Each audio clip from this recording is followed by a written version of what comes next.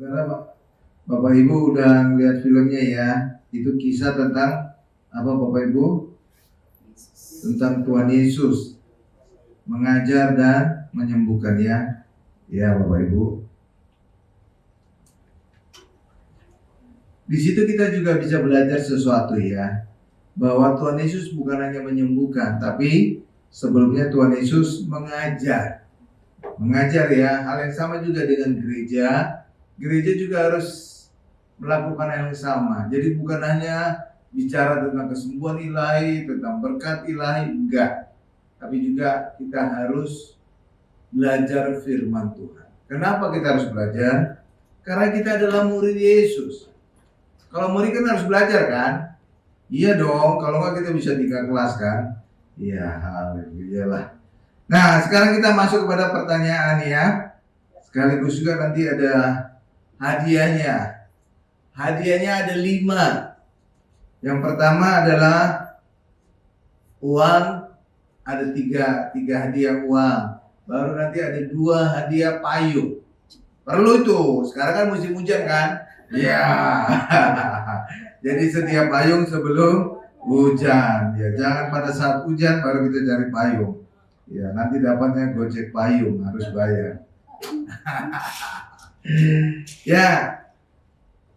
Sekarang kita masuk kepada pertanyaan berhadiah.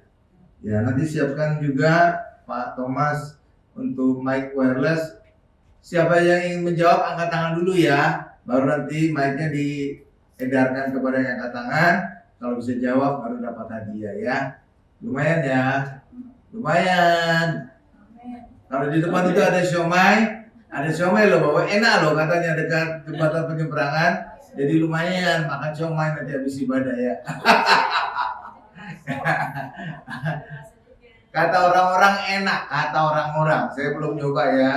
Makanya karena saya belum pernah nyoba, saya nggak bisa bersaksi. Karena apa? Orang yang bersaksi itu harus yang mengalami sendiri. Ya, bersaksi nggak boleh kata orang enak, kata orang enak. Itu bersaksi namanya. Itu kata orang.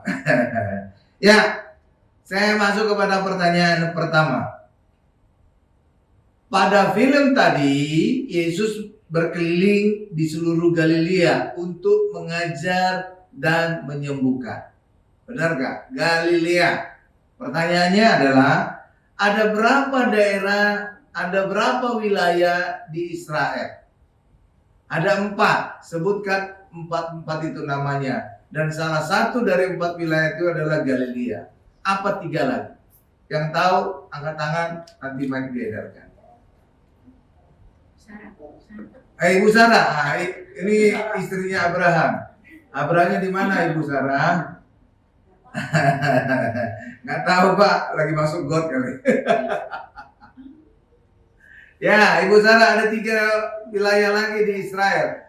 Pertama ada 4 sebenarnya. Pertama Galilea. Yang kedua apa? Yang ketiga apa? Yang keempat apa? Ya, sebutkan 3 yang belum disebut. Yang kedua Niniwe. Bukan. Itu bukan Israel juga ya. Nazaret. Bukan wilayah, bukan kota ya. Wilayah. Seperti Galilea itu bukan kota, itu wilayah Galilea. Di dalam Galilea itu ada beberapa kota. Ya, itu Ibu siapa Bu? Ini ada Ibu baju. Ibu siapa namanya? Oh, Erlina. Oke, Bu Erlina. Ada 3 lagi yang belum disebutkan wilayah di Israel. Ada Yordania. Yordania bukan Israel, bukan. Ada 3. Ya, ini. Ya. Ya, ini Ibu siapa, Bu? Kim. Ibu Kim. Ya, Kim. Kalau saya Kue. Kedua itu Yudea. Ya, betul. Yang ketiga? Ketiga Tiberias ya. Oh, bukan. Itu nama gereja saya. mantan, saya mantan dari sana. Yudea, terus apa ya? Yordania. Bukan. Samaria. Ya, betul. 2, betul. Ya. Satu lagi. Yang itu ya. Yang tempat Gerasa. Gerasa itu salah satu kota di daerah itu. Nama daerah itu apa? Betania. Bukan. Itu kota juga. Dirasa itu ya, deket apa ya? Gerasa. Samaria. Hah? Samaria. Ya Samaria Tadi udah. Satu. Udah, itu bukan. Ya. Dua. Nah, baru 2. Yudea dan Samaria. Nah. Satu lagi, Bu. Awalnya D. D. D. Nah, Bandung. awalnya D. Awalnya D. D. Belakangnya Ya, oke. Belakangnya S. Nah, itu. Ya. apa? Udah nih Pak Damaskus ya. Bukan. Itu nama kota. Depok. Salah. Verdi. Ya, Pak Ferdi. Ya, ada 4 daerah di Israel. Satu tadi. Dekapolis ya. Ya, betul.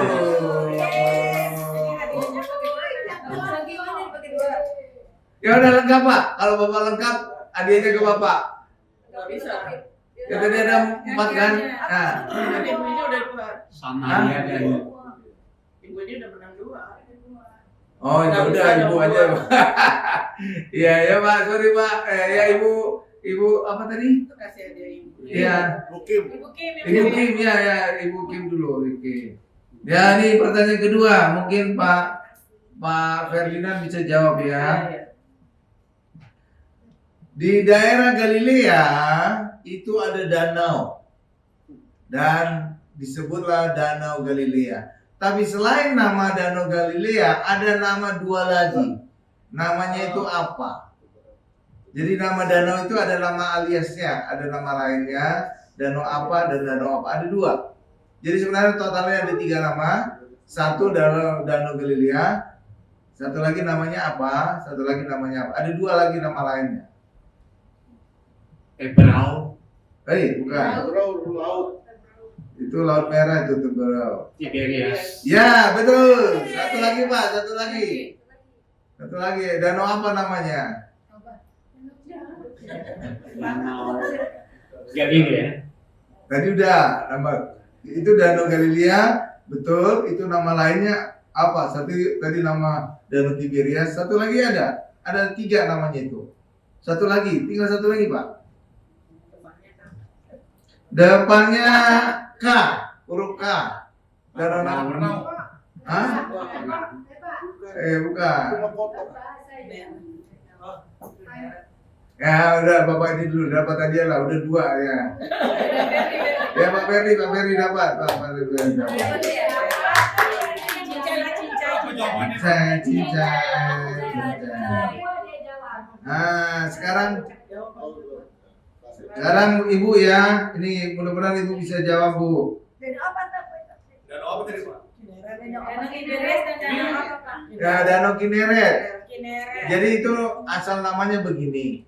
Kenapa disebut Danau Galilea? Karena yang tinggal di situ adalah orang Galilea. Kenapa disebut Danau Tiberias? Karena menghormati Kaisar Tiberius, kaisarnya Romawi.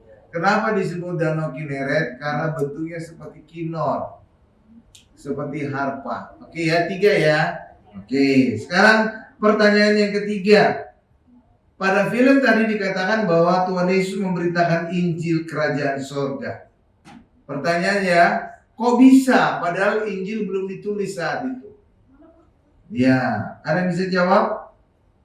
Kok bisa Yesus memberitakan Injil padahal Injilnya belum ditulis ya? Karena Injil pertama ditulis, itu belum, itu nanti pertanyaan berikutnya. Jadi Injil belum ditulis kan? Belum. Tapi Yesus kata diberitakan Injil kan? Sesuai dengan Matius 4 ayat 23 sampai 24, Yesus memberitakan Injil di seluruh Galilea. Nah, Injilnya aja belum ditulis, kok bisa Tuhan Yesus menginjili? Saudara bisa jawab nggak? Kenapa bisa? Tahu? Nih saya jawab aja ya. Ada? Karena memang ya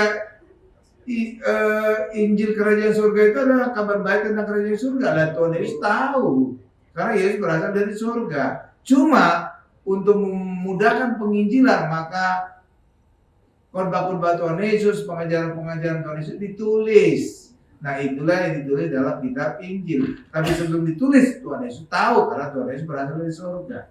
Sama seperti juga hukum Taurat.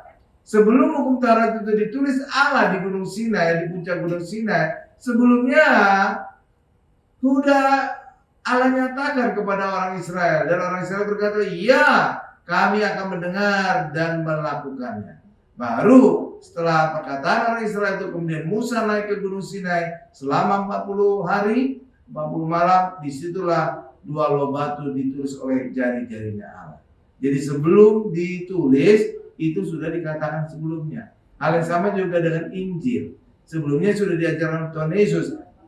Tapi agar memudahkan untuk penginjilan murid-murid maka dituliskan oleh Matius, Markus, Lukas, Yohanes.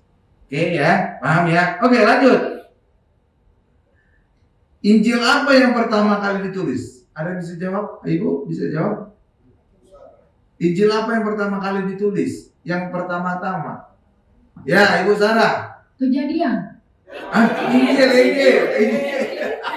Bijeni. Kejadian itu bukan Injil. Injil itu ada 4. Matius, Markus, Lukas, Yohanes. Ya, Ibu siapa? Ya, Ibu Jenny. Ya, Ibu Yeni. Apa jawabannya? Injil apa pertama kali yang ditulis? Injil Markus. Hah? Markus. Yakin? Ya, 100 buat Ibu Jenny.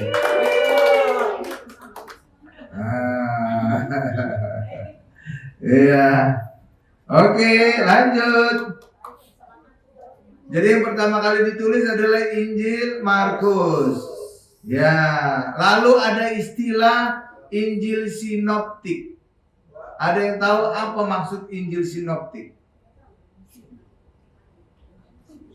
Ada yang tahu Injil sinoptik? Sinoptik? Nggak tahu? Oke, saya jawab aja ya. Sinoptik artinya Injil cermin.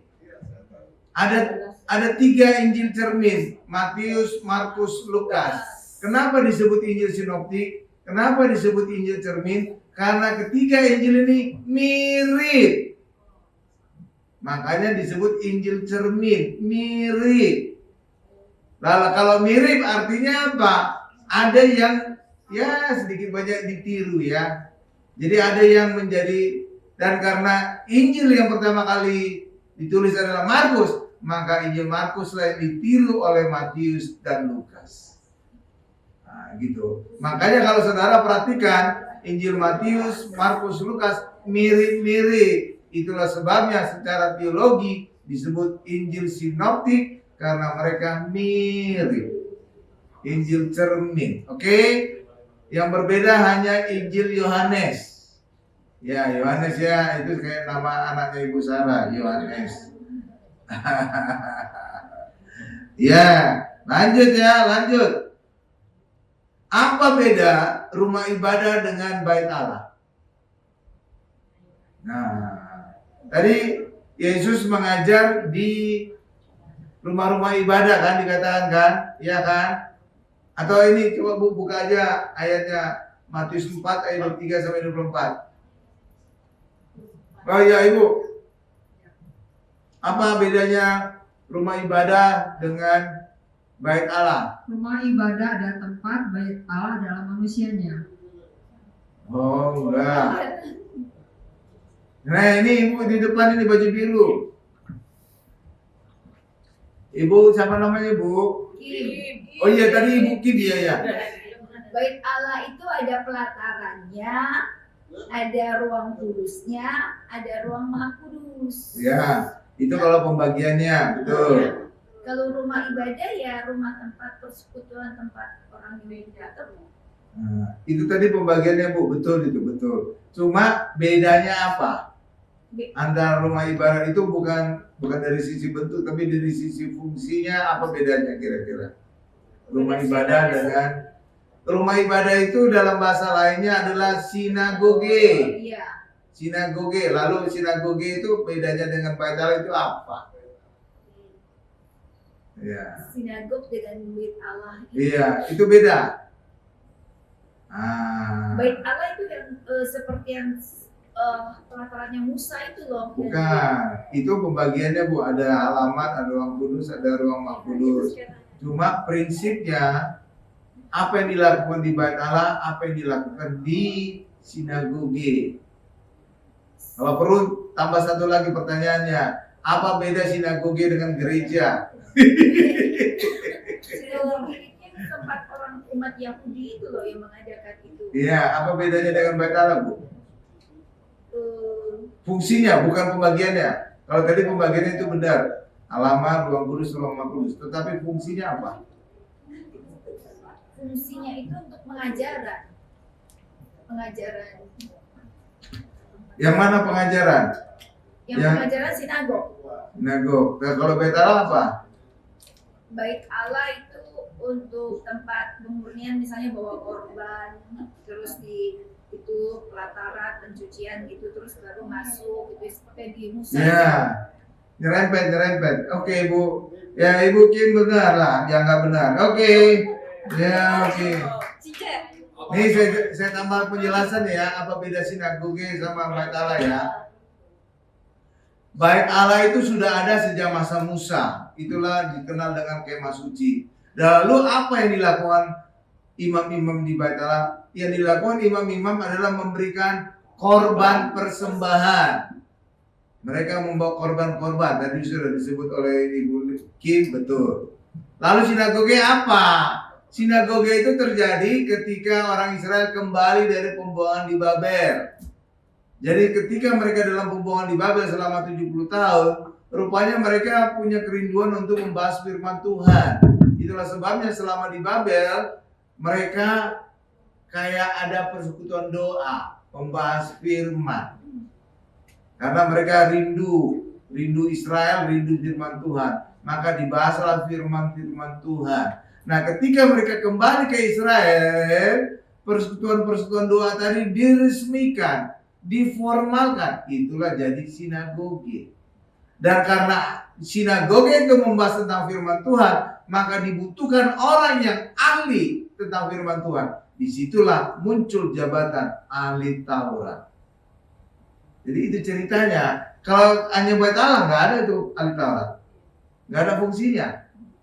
Nah, iya Bapak Ibu. Tapi ketika terjadi sinagoge, di situ dibutuhkan orang yang paham firman Tuhan, munculnya ahli Taurat. Nah, gitu loh Bapak Ibu. Jadi di sinagoge itulah orang Israel membahas firman Tuhan, disitulah tempat pengajaran-pengajaran. Nah, tadi sudah disinggung oleh Ibu Kim tadi. Nah, jadi ada benarnya. Oke Bapak Ibu, sedangkan di bait Allah tidak ada.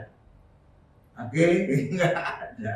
Jadi itu khusus untuk korban-korban ya. Oke ya, loh, luar biasa ya. Jadi itu. Lalu mungkin ditanya lagi, tadi sedikit saya singgung, apa beda sinagoge sama gereja? Nah, beda ya. Apa bedanya Pak? Bedanya adalah kalau di sinagoge tidak ada dibahas tentang Tuhan Yesus. Sedangkan gereja itu pasti membahas tentang Tuhan Yesus. Karena kepala gereja adalah Tuhan Yesus. Sedangkan kepala sinode, sinagoge, ya bukan Tuhan Yesus, kepalanya ya, iya kan? Nah itu bedanya. Jadi kalau saudara masuk ke sinagoge, kalau saudara berkesempatan ke Israel, saudara tidak akan pernah mendengar kata Yesus di sinagoge. Karena apa? Sinagoge itu kumpulan orang Yahudi yang tidak percaya Yesus, tapi mereka percaya perjanjian lama. Nah, kalau gereja itu percaya perjanjian lama, perjanjian baru, dan kepala gereja adalah Tuhan Yesus. Jadi lihat bedanya ya, beda ya. Jadi beda ya sinagoge sama gereja. Lanjut. Payung ya. Ya, ini mungkin dapat payung biru atau payung warna apa gitu? Biru. Ya cocok sama bajunya si ibu. Biru. Oke, lanjut. Udah berapa hadiahnya keluar? Tinggal payung satu. Oh, tinggal payung satu. Ya, oke.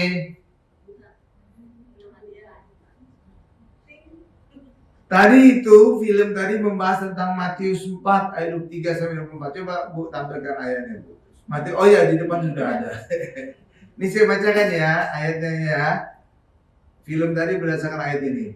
Yesus pun berkeliling di seluruh Galilea. Ia mengajar dalam rumah-rumah ibadat. Jadi saudara sekarang tahu ya, rumah ibadat itu adalah sinagoge. Itu beda dengan Bait Allah, beda dengan gereja. Oke? Dan memberitakan Injil Kerajaan Allah. Jadi Yesus bisa memberitakan Injil Kerajaan Allah. Kenapa? Yesus berasal dari Kerajaan Allah. Jadi Yesus bisa mengajarkan ya. Tapi setelah Yesus naik ke surga, murid-murid pergi menginjil, maka mereka perlu catatan yang baku. Itulah ditulis kemudian oleh Matius, Markus, Lukas, Yohanes. Itulah yang mereka jadikan bekal untuk penginjilan. Lanjut. Serta melenyapkan segala penyakit dan kelemahan di antara bangsa itu. Jadi selain Tuhan Yesus mengajar, Tuhan Yesus juga melenyapkan penyakit dari orang Israel. Pertanyaannya,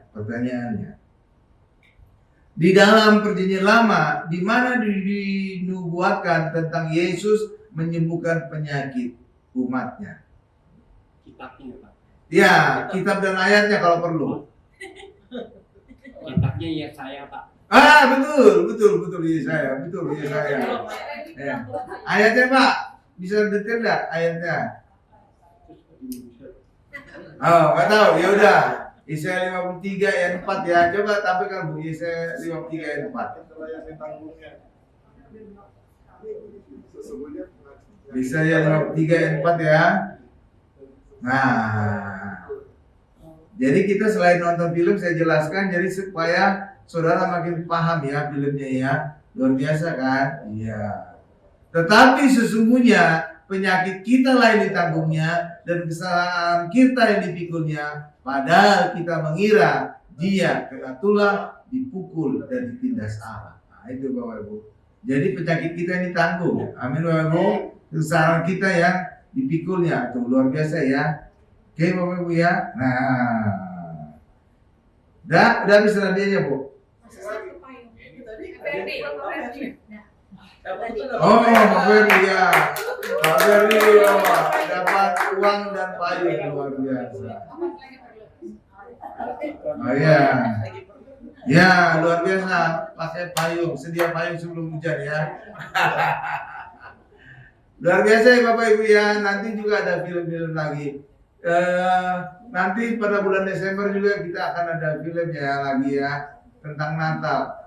Nanti diusahakan Bu Odi setiap minggu ada film Natal sepanjang Desember ya. Jadi minggu pertama, kedua, ketiga, dan 4. Pokoknya nanti saya akan jelaskan kepada Bapak Ibu banyak rahasia-rahasia tentang Natal ya. Tapi kita lihat film dulu. Karena kadang-kadang film itu kayak Alkitab itu benar-benar hidup ya jadinya. Dan memang hidup Alkitab. Ya Bapak Ibu ya. Ya, saya kembalikan ke Pak Thomas.